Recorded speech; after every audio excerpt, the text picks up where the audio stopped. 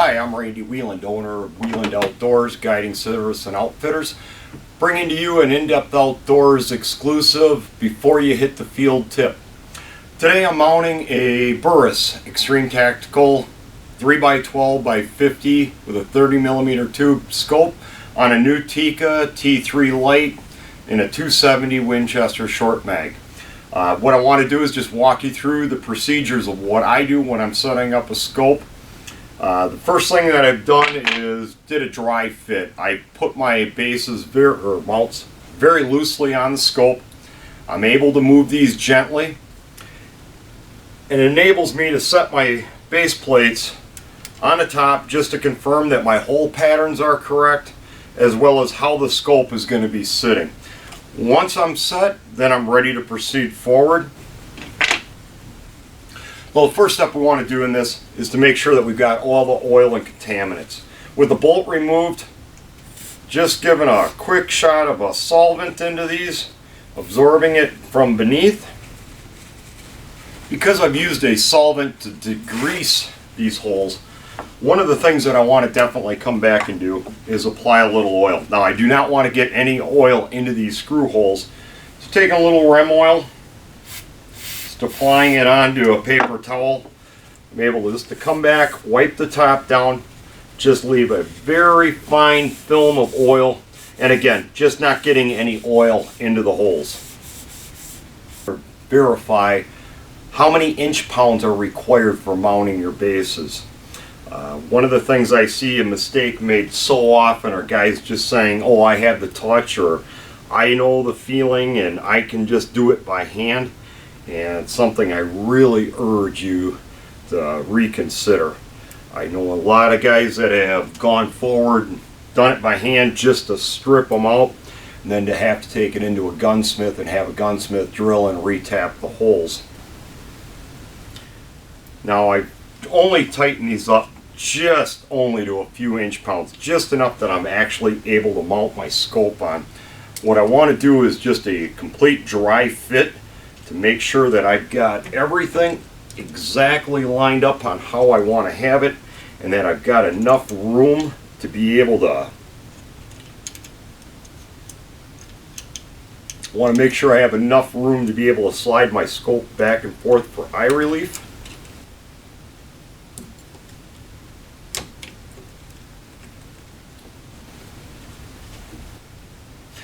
Now with my scope sitting on the base, with the mount still loose, I'm still able to take everything just finger tight to hold it into place. And what I want to redo or re-verify at this point is my eye relief and that I have enough movement within the scope. The procedure I like to follow in this is drawing the gun up with my eyes closed, a comfortable shooting position, open my eyes, and at that point I should have a perfectly clear vision through the scope.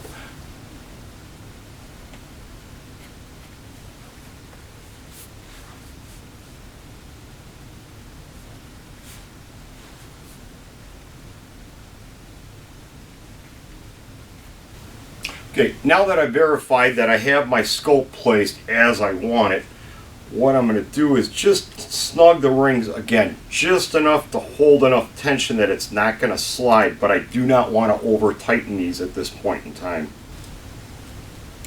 Bases, slide the scope back off. Now I'll remove my base plates again.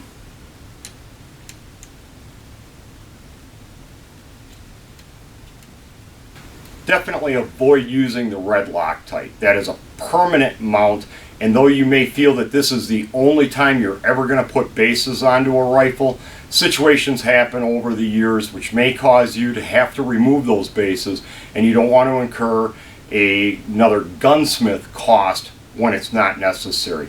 So again, use the blue Loctite. It's going to give you plenty of strength. In doing this, you need very little of this. All I'm doing is just putting enough drops that it goes down into the threads. I don't want enough that's pouring down or to fill the hole.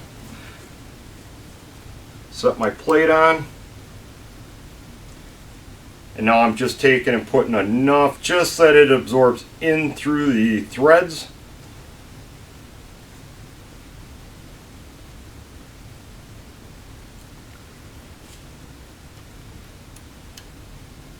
And again, at this point, all I'm doing is just snugging it. I'm not drawing it tight.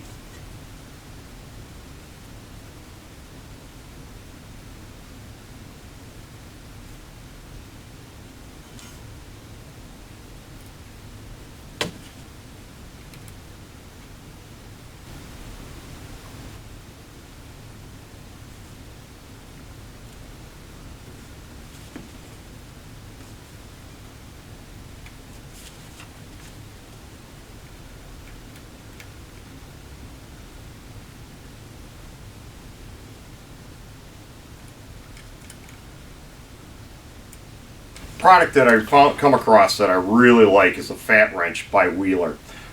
So many guys emphasize, oh, I can do it by hand, I know the feeling, etc. I don't believe it. I've been down this road too many times, over torquing screws under, having the situation out in the field with a scope mount being loose. It's a situation I don't want to encounter. So one of the products that I've come across that I really like is this Wheeler fat wrench. Very simple adjustments. By pulling down on the base, turning it, very simple guide. You're able to see you can adjust from 10 inch-pounds all the way up to 60 inch-pounds. Now in this particular case for my bases, it's recommended that I have 20 inch-pounds of torque for each of my base screws. So what I want to do is make sure that I'm tightening these up evenly. So I'm going to start out at about 12 to 13 pounds. I turn it, feel a click, I stop. Do the same for the others.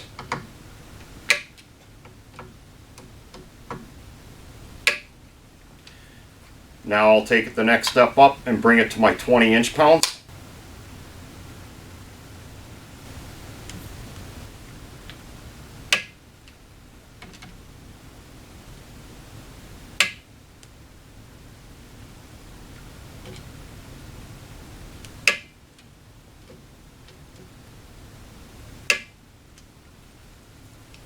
Now with my bases firmly mounted to the proper specification, set my scope back on. Okay, so I'm using the Burris XTR or Extreme Tactical mount, just bringing this up to being hand tight. I just want to check my vision again.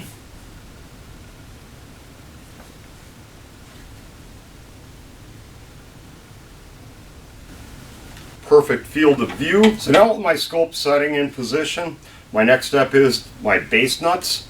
Both these are required, according to Burris, to have approximately 60 to 65 inch-pounds of torque. Again, I'm setting my fat wrench. At this point, I'm going to set it for about 40 inch-pounds. I want to draw them up relatively even.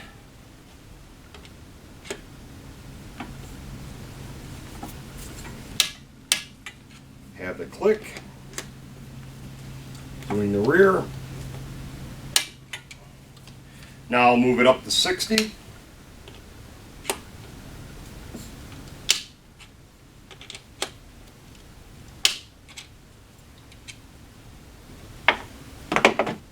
Now my next step is to level my scope and to set my top plate. Back to the specifications from Burris that were provided. I'm required to have 20 inch-pounds of torque on my rings. Now using the XTR or Extreme Tactical rings, there's 3 on each side or 6 mounting screws to each ring. So one of the things, just like the head of a car, I want to be able to torque those down evenly. So using 2 bubble levels. Set one across the top turret. The second, I'm going with the top. One of the features to a Tikka is that the top plate above the chamber is completely level. So what I'm able to do is to set my rifle, follow the bubble levels, make sure I'm lined up, and then rotate my scope. this can feel like a tedious process with just going back and forth. But if you're an enthusiast for long-range shooting, it's so critical that you have everything squared up together. So again, taking a solid look at my scope, center between the lines here, taking another look at my bubble level beneath the turret, and I am set perfectly between. So now what I want to do is just snug my top rings to apply a little bit of pressure so that it cannot move. Taking a look again, my bubbles remain perfectly in place. Again, I just want to check that I have not moved my scope.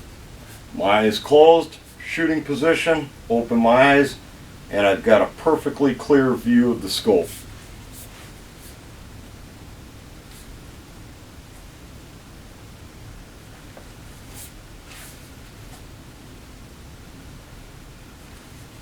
The thing that I'm doing is just a visual check. I'm looking at the gap that's in the rings. Aesthetically, I want them to be relatively close.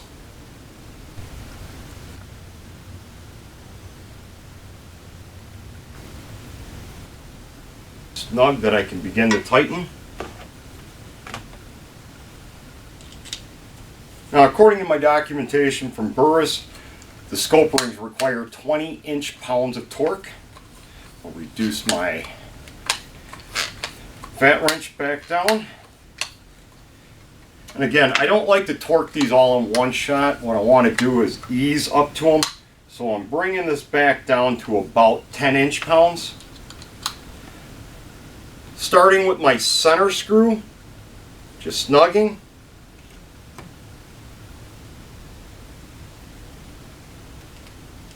Taking a visual to make sure that my rings are relatively close. Apply 10 inch-pounds of pressure. Come to my front.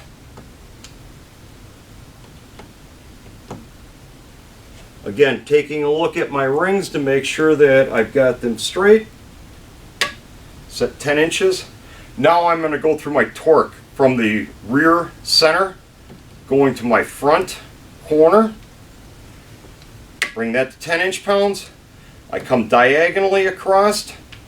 Bring my rear back corner. Come forward. Set to 10. Back corner. Now again, I'll go back to the center. And now I have all 6 screws set for 10 inch-pounds.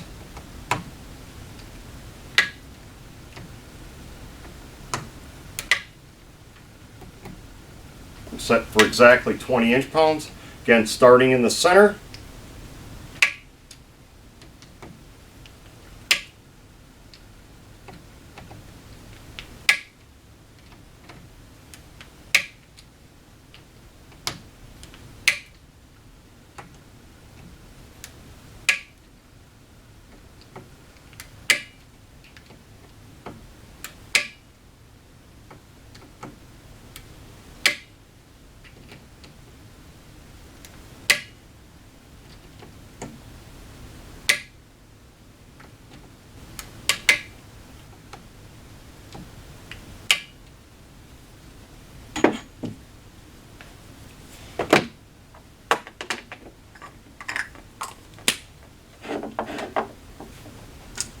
My last step that I want to do is turn my rifle sideways, and when I put in the Loctite, I had a very small amount drip down inside, and I just want to make sure that I get this all cleaned out before putting the bolt in, making sure that it's clean.